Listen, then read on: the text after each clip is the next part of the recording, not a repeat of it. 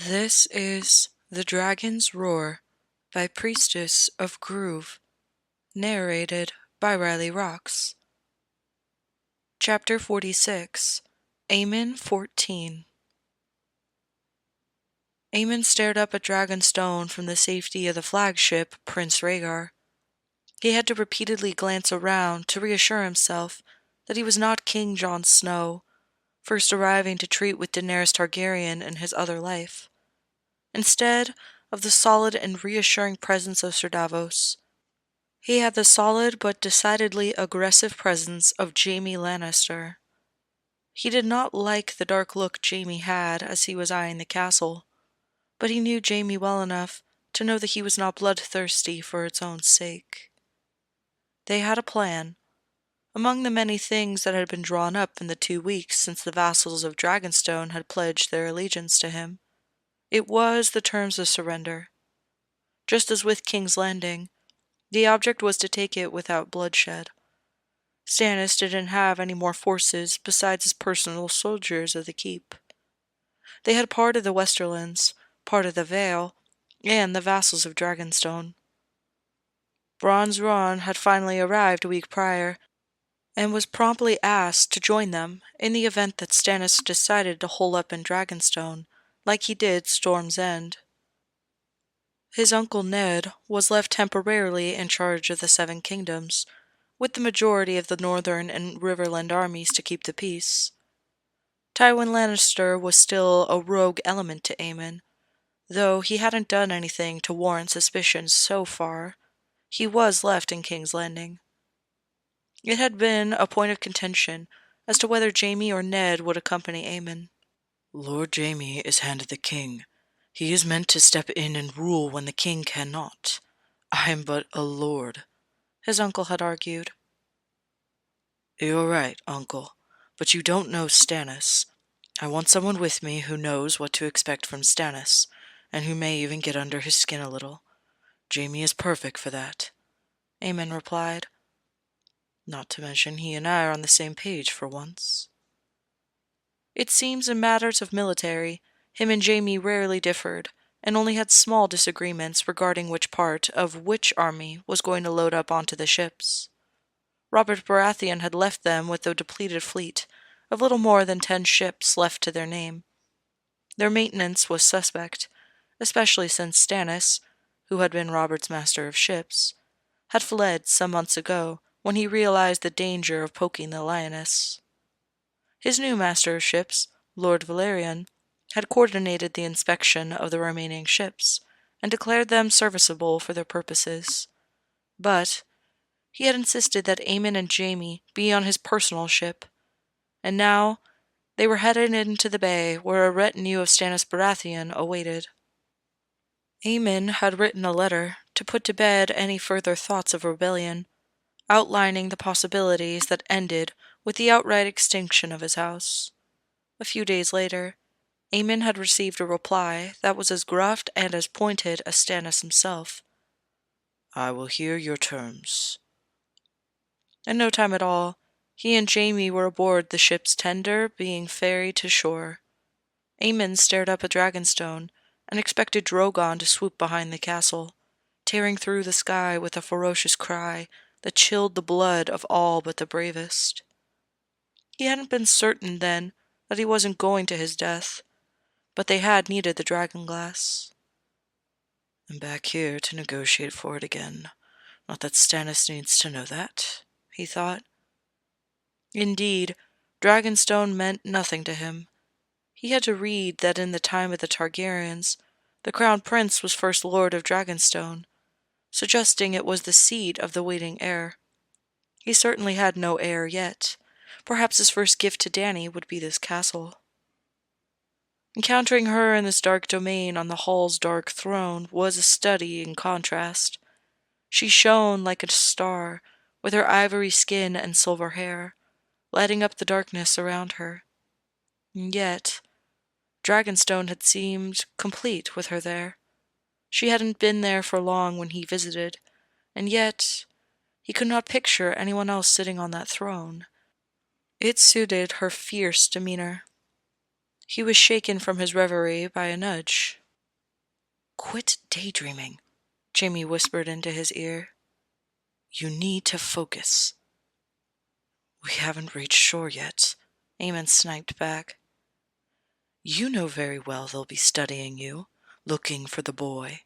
You need to be the king." While Aemon didn't bother looking back at Jamie, he glowered at the air in front of him. Jamie did have a tendency to treat him like he was a novice at etiquette. He had learned his formalities in Winterfell, but then things were more relaxed in the north. The south was so formal by comparison, rooted in rituals and routine. He chafed at the constraints. "Give it time," he soothed himself.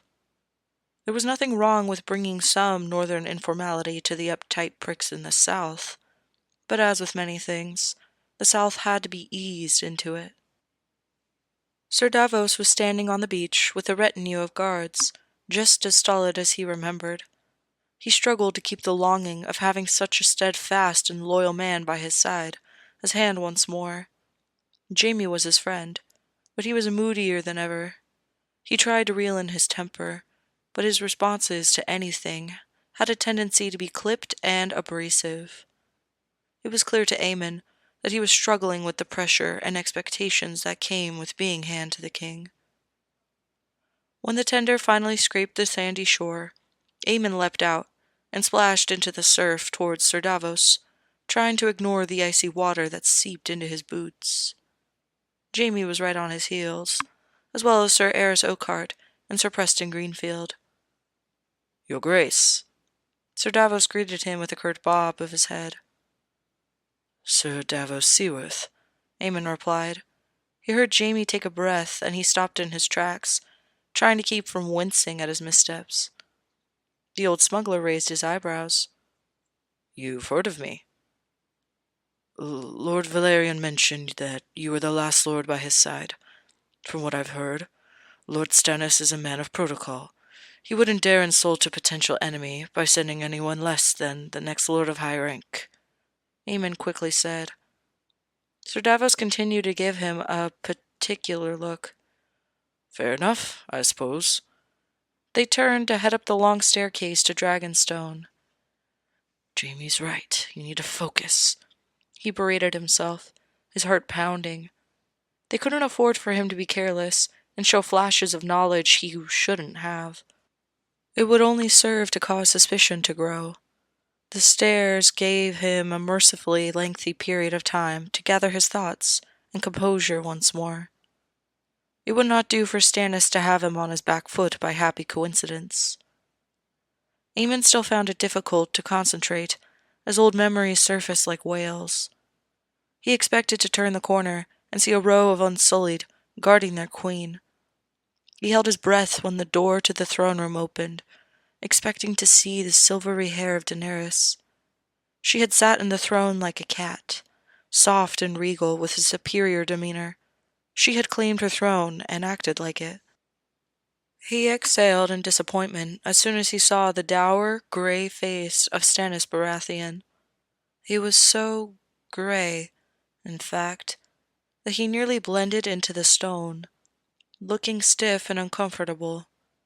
Thankfully, it was just what he needed to center himself back in this world, banishing thoughts of Daenerys from his mind. There would be time enough to think about her after the negotiations. The Red Priestess, Melisandre, stood on Stannis' left side, a small smile on her face. She remained unreadable, but Aemon wished nothing more than to recoil in disgust. "As far as I'm aware, she hasn't murdered anyone yet. Hopefully it will stay that way." He approached the throne with quick steps, hoping to project his confidence and superiority. Was it his imagination, or did he see Stannis' face twist into a snarl for a moment? A muscle definitely worked in his jaw as they studied each other. Then his eyes flicked over to Jaime Lannister, and he couldn't suppress the snarl of disgust there. Sir Davos announced to the room, "King Aemon the First Targaryen, and hand to the king, Lord Jaime Lannister." With the pronouncements made, he joined Stannis on his right side and watched them closely. Who is she? Aemon said, gesturing at the Red Priestess. Before anyone could answer, she stepped forward and curtsied. I am Melisandre, your grace.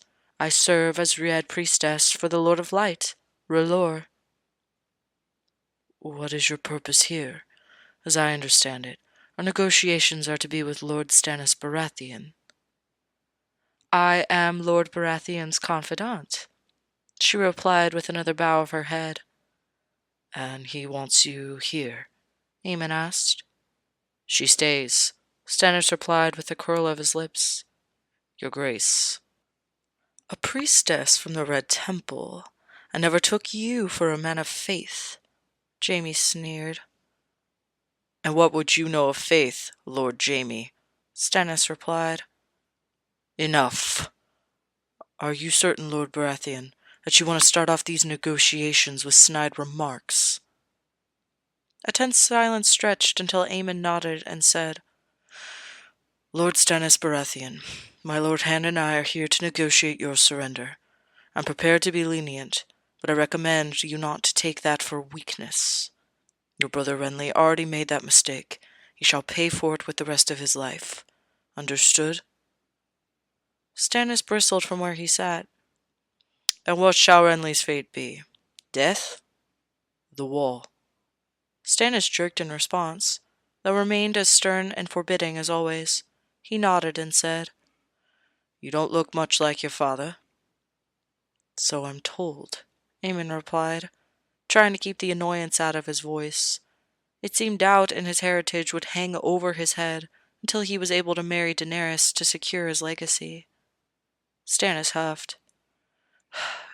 You claim the throne off the back of one man's word that Rhaegar Targaryen is your father, when you don't even look like him. I know you're familiar with my uncle's sterling reputation regarding his honor, Aemon replied. Stannis' eyes flashed at that, and he leaned forward, his voice striking at him like a whip. The same man who stole my brother from me and then stuck a knife into his back? Aemon nodded. The very same.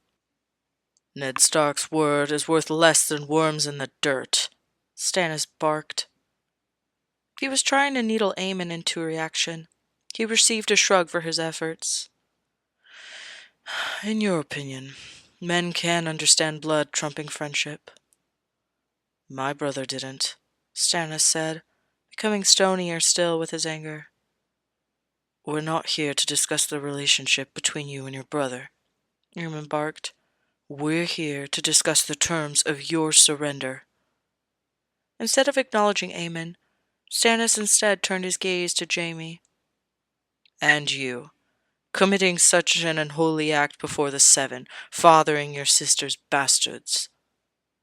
Aemon expected Jaime to bite back, and was surprised when he remained silent, merely glaring back in equal measure.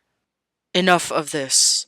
If you have to continue to stall, Lord Stannis, I will have no choice but to bring my army to bear on Dragonstone. I suggest you consider your next move wisely. Stannis' eyes sparkled with renewed anger, but unlike his older brother, he was able to rein in his temper and growled. Fine. I want Storm's End. No, Aemon replied. Stannis drew his mouth into a firm line. Now that both my brothers have forfeited it, it's my birthright. I would have considered giving it to you if you had surrendered and made your pledges to me voluntarily. Instead, I had to sail out here with my army to ensure your cooperation. If I had abandoned Dragonstone, I would have had no bargaining power. You may as well have had no bargaining power. My men outnumber yours 6-1. I do not have to tolerate your insolence or your presence. You expect me to trust your word that you would grant me Storm's End? I think you'll find that those houses that made alliances to me early were rewarded to their commitment. It won't do to foster alliances with broken promises and empty words, but enough of what could be. You had your chance. You failed to act in the proper time given. Now you have to face the consequences. Stannis Baratheon, you will be my guarded guest henceforth. And what of my daughter? She is but a child. Storm's End shall be granted to your daughter, Shireen Baratheon." Stannis appeared surprised, if the widening of his eyes was anything to go by. He frowned, staring down Aemon as though he expected a sinister ulterior motive. "She's no threat to me," Aemon said. "You, however—" Stannis drew himself up. "I remained neutral in the face of you stealing my brother's throne. As I am the victor here, allow me to do one thing straight. Your brother stole his throne from me. It was mine by right of birth." Jaime spoke up for the first time and said, "It was never your brother's. What I wouldn't give to strike him from the annals of history for the mess he left the kingdom in." He smirked at Stannis' increased fury. "How dare you, of all people, malign my brother? I knew you were too treacherous to retain your position as king's guard, first begetting bastards upon my brother's wife, and then contributing to the uprising. Your brother brought about his own downfall when he tried to have me, an innocent man, beheaded for those crimes. I am not responsible for my sister's ill conduct." Jaime spat. "Enough," Aemon shouted. "What's done is done, and you live at my leisure, Lord Baratheon. I suggest you control yourself." He turned to Jaime to glare at him, but then winked at him. Knocking Stannis off kilter was Jaime's job, after all. "Let's not mince words. I'm a threat. You want to dispose of me, and so be it. Let's not waste time." Aemon cocked his head. "So eager to die, are you? I have better use for you." "What could I possibly do that you would trust me with?" Aemon smiled. "I'll let you know when the ball gets rolling on that front. For now, you will be a guest under guard in King's Landing. In time, you and your household will leave with my uncle to the north. You will be set up with the keep and land and the gift. However, you, nor any future sons you may have, will have claim to Storm's End." "The gift? What in blazes could I possibly do in the gift?" "You'll see in due time." "Of course I don't have Storm's End. You've already said it will be Shireen's." "I'm covering my bases, Lord Stannis. You see, though enemy you may have been, your bloodline and name still command a lot of respect. In these perilous times, it would be unwise to uproot such a foundational family. Now, who was Robert's bastard at Storm's End?" It dawned on Stannis the direction that he was taking this. No. "Edric Storm, I believe it was, Your Grace," Jaime replied. "Right, Edric Storm. His only nobly born bastard. I think he deserves an elevation in his status. Remember how important it was to me to be given the family name?" Aemon said wistfully. He had wanted to be a Stark for so long that being a Targaryen was hardly better. "It's a name," he chastised himself, but it wasn't the name that he had been longing for his whole life. It had taken him a while to adjust to his new first name, Aemon, in the previous life. Then he'd switched back to being Jon Snow, because he hadn't felt enough like a king to deserve his real name, no matter what anyone said. And now, Jon Snow described an entirely different person, one raised to adulthood on the Wall, knowing only cold and death. Stannis did not appreciate the sentiment. "And yet you would sully the Baratheon name?" "Your brother's already sullied your name.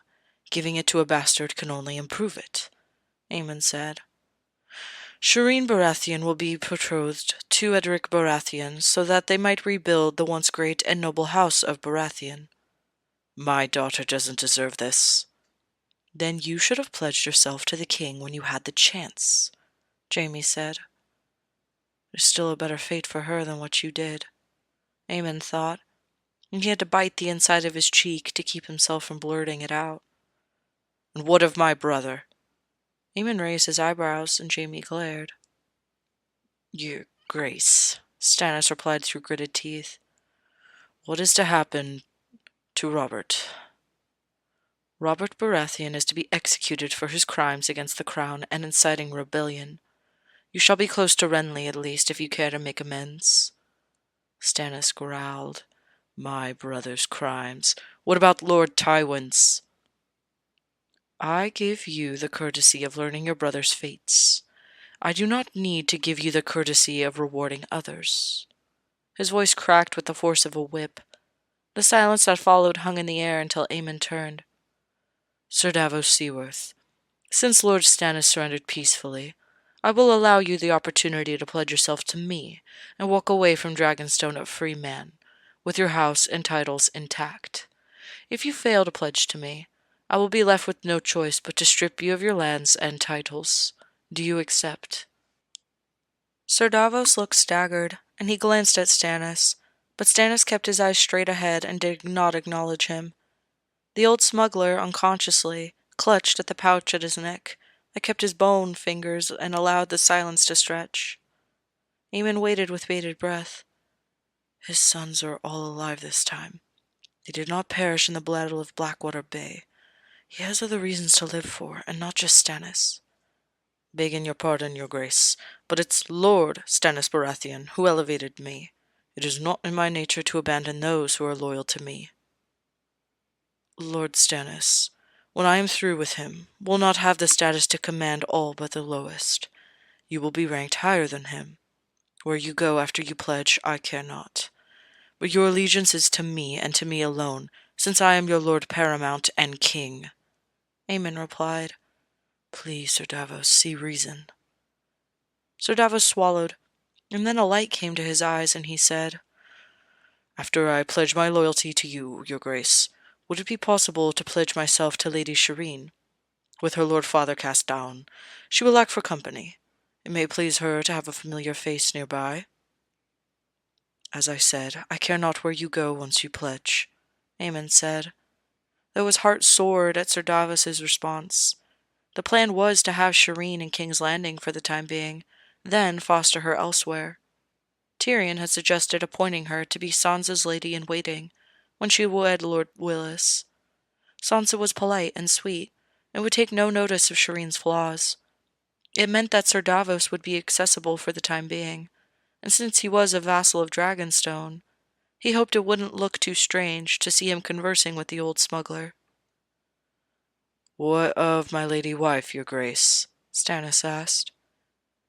She will follow you to the gift. A lady must stay with her husband after all. Stannis lingered for a moment, and then said, Very well. Dragonstone is yours, your grace. He slowly rose from his seat and kneeled stiffly at Aemon's feet. Then Stannis walked out, followed by Sir Davos and Melisandre, the latter of whom couldn't resist a glance back in curiosity. Congratulations, your grace.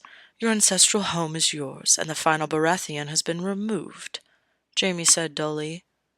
You sound disappointed. Jaime sighed. I know the goal is to unite the Seven Kingdoms bloodlessly, but this seems almost too easy, too simple.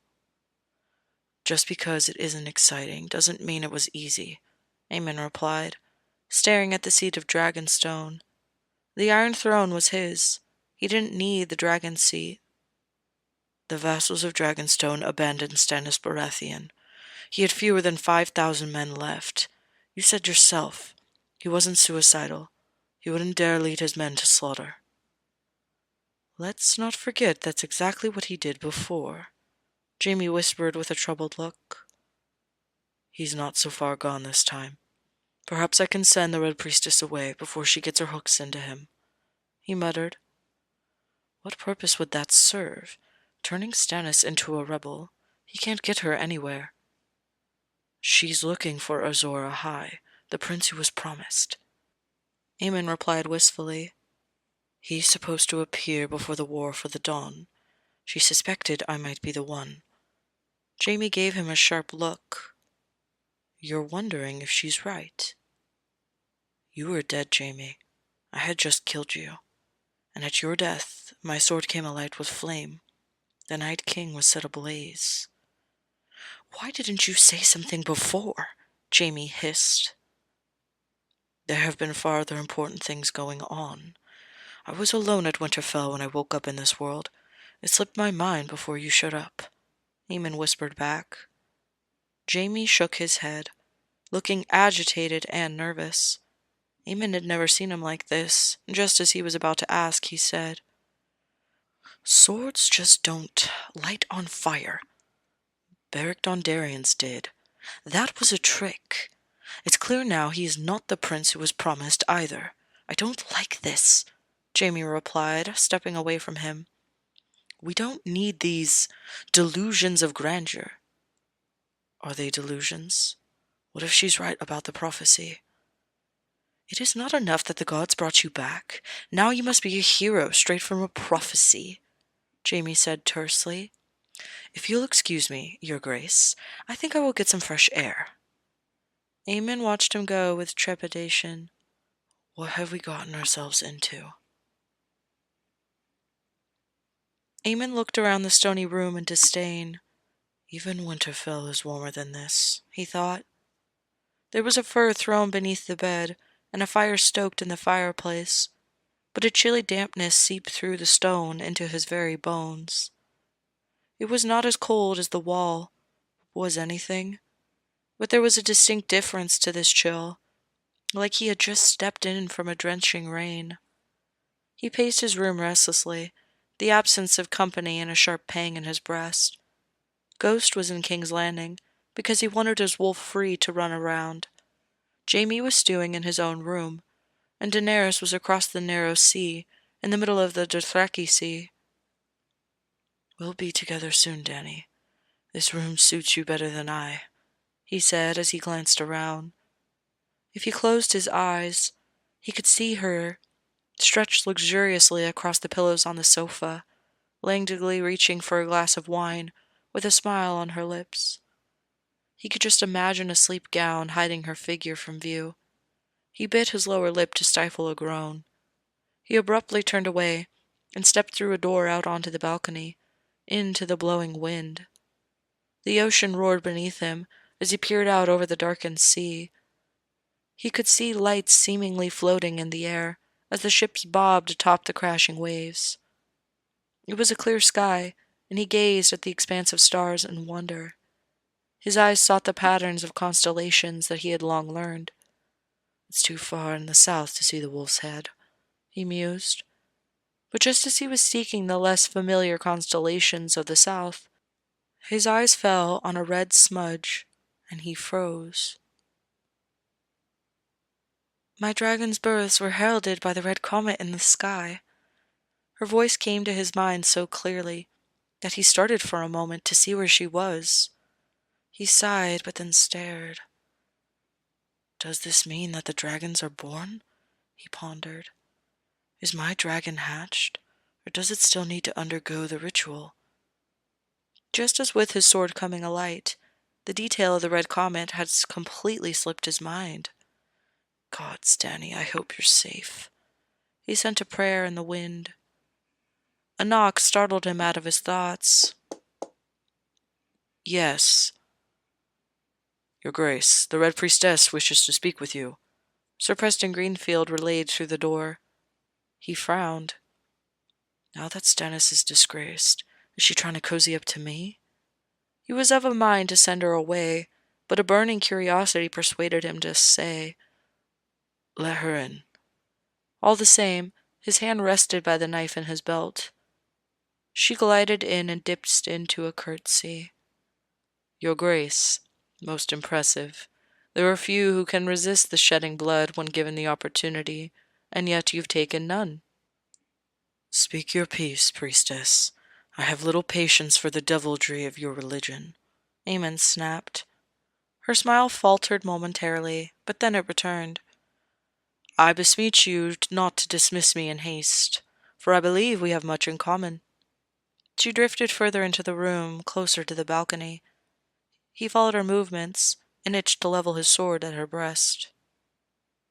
"The only thing we have in common is that we're both breathing. Our similarities end there." "Oh? Are you not also seeking to conquer the long night?" Aemon froze. When his throat worked once more, he said, "I beg your pardon. It's just a myth." She chuckled. "You're a seasoned liar, Your Grace, but only when you're ready." Her mirth dissipated as her expression became the most serious he had seen since she resurrected him. "The Lord of Light grants me visions. It's not just the army of the dead I see. I have also seen you. And Lord Jaime Lannister. There's something different about the two of you." "You speak nonsense," Aemon hissed, but his hand trembled and he grabbed the hilt of his sword to steady it. "I was foolish to take this conversation."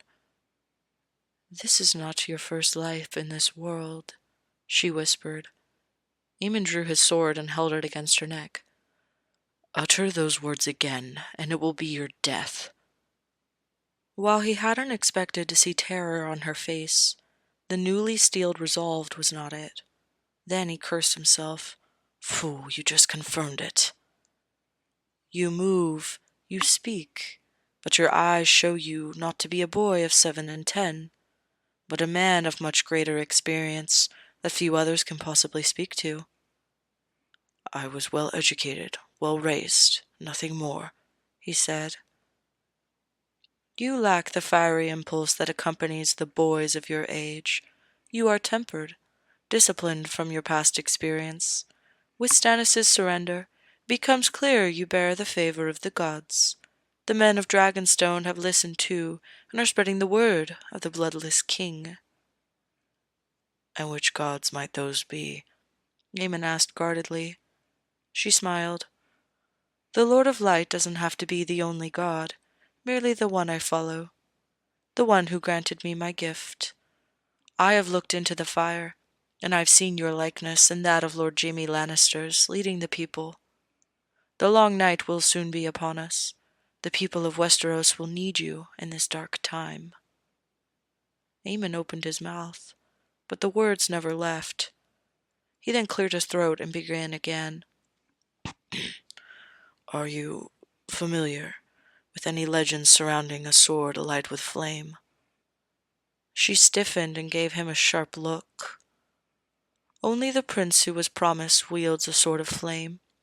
In order to defeat the long night, Lightbringer must be a light, and that in turn heralds the prince who was promised." Aemon felt a shiver run through his body.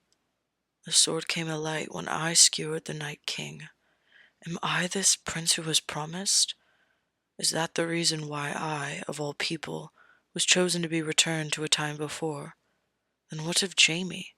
Why is he chosen?" "I see that you still seek guidance. I may be of service to you, your grace," she said with a smile and a slight bow of her head. He glared at her. "I follow the old gods. The Southerns follow the new gods. There is no room for your god. I will not allow you to pollute my court." She started back. "Forgive me, your grace, but you'll need me. I have valuable information." "No." "Then where shall I go?" "I care not where you go.